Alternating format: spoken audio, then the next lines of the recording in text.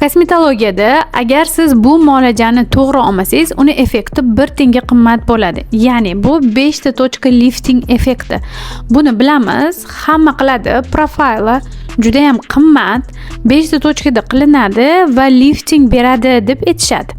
Kosmetologlar agar to'g'ri ma'lumot bermasa, bu muolaja sizni faqatgina cho'ntagingizga zarar bo'ladi.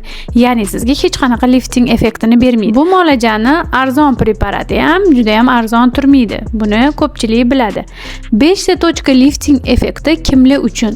Yuzi yetarli darajada gialuronkaga, namlanishga to'yingan va yuzi yog'li ayollarimizda bu muolaja lifting effektga ishlaydi. Qachonki ularning yuzlarida yog'lar ko'p bo'lmasa, semiz bo'lmasa va yuzi slishkom osilgan bo'lmasa, bu muolaja haqiqatan effekt beradi.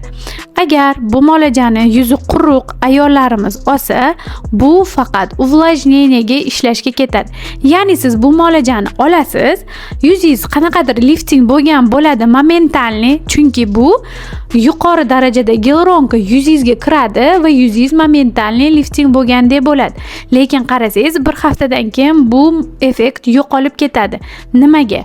Yuzingiz quruq bo'lgani hisobiga va uvlajneniya vitaminlar kamligini hisobiga bu faqat uvlajneniyaga ishlab beradi. Liftingga ishlashga kuchi yetmaydi. Shuning uchun bunaqa muolajalarni olishdan oldin yuzingiz vitaminlarga to'yingan yoki yog'li yoki обычный gialuronkaga to'yingan bo'lib, ya'ni siz mezoterapiyalarni yaxshilab olasiz va lifting effekti uchun keyin olsangiz bo'ladi.